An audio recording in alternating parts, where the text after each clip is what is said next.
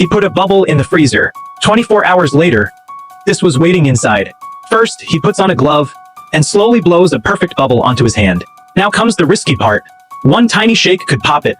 So he carefully moves it into the freezer. The door closes. Will the bubble disappear, pop, or turn into something completely different? The answer is coming. But this little cat thinks nobody loves him. If you noticed him, tap like and leave a red heart in the comments. After 24 hours, he finally opens the door. The bubble is still there. It has frozen into a thin, clear shell. But what happens if he touches it?